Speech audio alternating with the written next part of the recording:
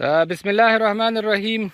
ګرانو کتونکو، د املوکو یو باغ ته راغلي یو. د دې نه لیدنه وکړه، ځینې مشکلات پکې او باغدار سره مغه د حل کومې لارې چې دي هغه هم شریکې کړې.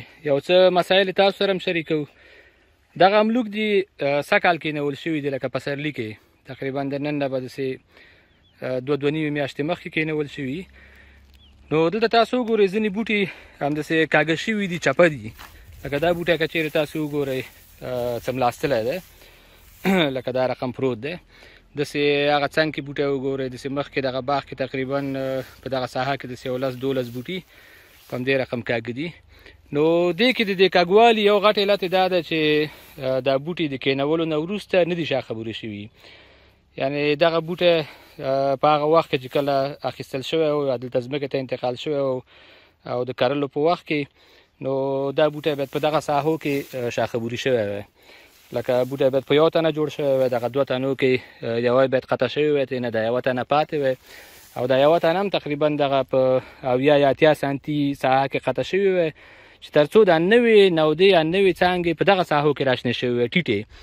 اوس وده ټول پاس راشنه شوې. که چېرې تاسو وګورئ وده چې ده په څوکو کې ده، په لاندې ځایونو کې چې موږ دغه غواړو په دې 80 سانتي کې موږ سکیفلډ برانچ یا هغه عمومي څانګه غواړو، هغه یوه څانګه هم نشته، ټولې څانګې پاس دي.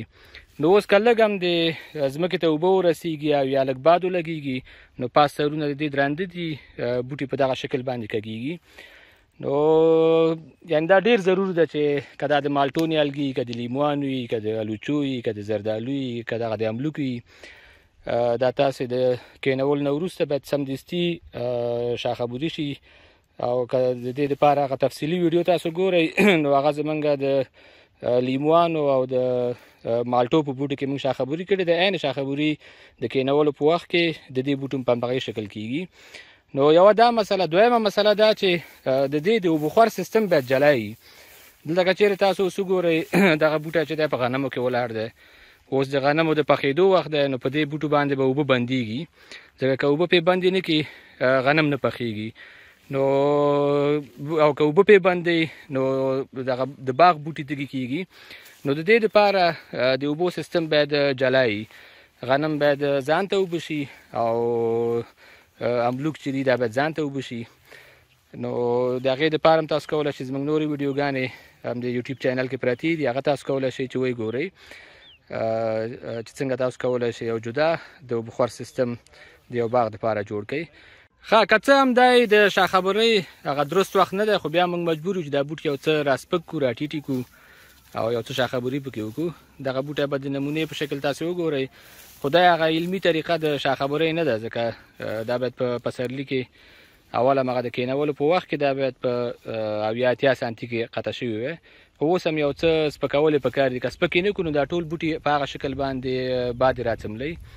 نو لاندې دا کومې څانګې چې دي دا به ترېنه اول قطع کړي.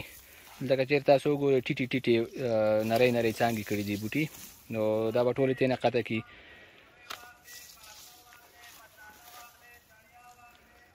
او یوه نیمه که وچه څانګه وي، که هغه وړه وي او که غټه وي، هغه باید ترېنه قطع شي. او دا بوټی به دغلته پاس په داسې اندازه کې به یې سر کټ کړي، دغلته لږې ټیټ قطع کړه. نو په دغه شکل باندې دا بوټي موږ جوړ کړل. خو هغه اصلي طریقه د دې بوټو د جوړولو دا ده چې دا بوټی باید په دغه ساحه کې قطع شوی وي. ته دلته لاس ونیسه چې د خلکو د ښکاره شي. ګوره که چېرې دې بوټي ته وګورئ، نو دا که چېرې په هغه پسرلي کې اول پسرلي کې د کېنولو په وخت کې دا قطع کېدلی، نو د دې نه باید دغه جانبي څانګې ټولې قطع شوي وی، او دا بوټی په دغه 80 سانتي ساحه کې لکه په دغه ځای کې دا باید قطع شوی وی. نو اوس به دغه څانګې دلته پاس نه وی، نو په دې ځای کې به راشنې شوی وی، په دې ساحو کې به وی. دا به موږ ته په هغه مناسب اندازه کې موږ ته جانبي څانګې په لاس راغلی وی. خو اوس هم دا بوټی په دې شکل جوړ کړو. اوس هم د دې چانس شته چې لاندې په دې ساحو کې موږ ته جانبي څانګې په لاس راشي، او په راتلونکي د شاخبرۍ په موسم کې دا بوټی بیا موږ نور هم را اصلاح کړو او جوړ کړو.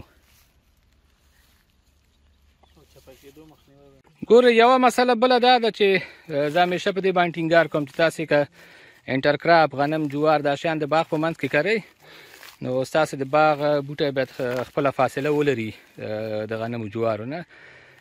یو علت دی ګورئ دغه بوټي ته دې بوټي په دغه لاندې ساحه کې په دې 80 سانتي کې چې موږ د دې نه غواړو چې موږ ته دلته ښایسته جانبي څانګې په لاس راشي، دا څانګې نه کوي. ولې نه کوي؟ کله چې یو نبات سره په شاوخوا کې کوم بل مزاحمت موجود وي، مطلب دلته غنم چې دی اوس ګوره د دې دپاره مزاحمت کوي، نو دا غنم نه پرېږدي چې دا بوټی په دې ساحو کې جانبي څانګې وباسي. ګورئ پورته څانګې ویستې دي، هر بوټی که چېرې تاسې وګورئ پورته څانګې کړي دي، خو ښکته په دې کې تاسو څانګې نشئ پیدا کولی. ګورئ دا بوټی دی، د دې بوټي نه اصلي موږ ته پکار دا و چې دغه بوټی زه سیده کړم چې تاسو ته معلوم شي. دا بوټی تاسو وګورئ، دې بوټي باید تر دغه ساحې پورې، لکه دا زه چې لاس دلته نیسم دا تقریبا 80 سانتي فاصله ده، یوه دانه جانبي څانګه هم نشته. ولې چې دلته خوا کې شاوخوا غنم موجود او بل دا قطع شوی نه و پاس سرې. خو که پاس وګورئ دې بوټي پورته هغه سر پورې نودې کړي، حال دا چې دغه نودې زموږ دلته پکارې وي، نو دلته دا نودې نه دي ویستلي. دوه علتونه و د دې نودو د نه ویستلو.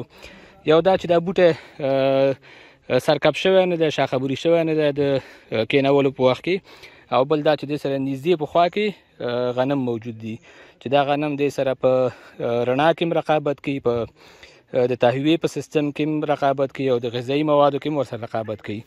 نو که چېرې تاسې غواړئ انټرکراپ هم کرئ په باغونو کې، نو ستاسو باید باغ چې دی د اوبه خور سیستم باید د انټرکراپ سره جدا وي. لکه غنم کرئ، غنم باید جدا اوبه شي، املوکو باغ د مالټو باغ هغه باید ځان ته اوبه شي. په دې باندې کولی شئ چې هغه زموږ نورې ویډیوګانې دي هغه تاسې وګورئ چې څنګه تاسو کولی شئ چې د اوبه خور یو سیستم جوړ کړئ. که چېرې دې نیالګي ته هم وګورئ، ګورئ دلته د غنمو د وجې نه او د دې وجې نه چې دا نیالګی په کېنولو په وخت کې شاخبوري شوی نه دی، نو پاس یې نودې کړي دي، لاندې چې زموږ نودې پکار دي هېڅ نوده نشته. ځکه دا بوټی هم باید په دغه اندازه کې قطع شوی وی تر څو موږ ته دلته لاندې دغه زخې ټولې راویښې شوې وی. اوس دا زخې ځکه ویدې دي چې پاس چې دی دغه املوک چې دی قطع شوی نه و. نو تقریبا دا املوک داسې وښیه چې شاوخوا 2.5 متره قد به لري.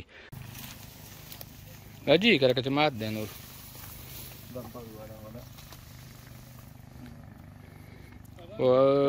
پاسه نه وزن زیات دی.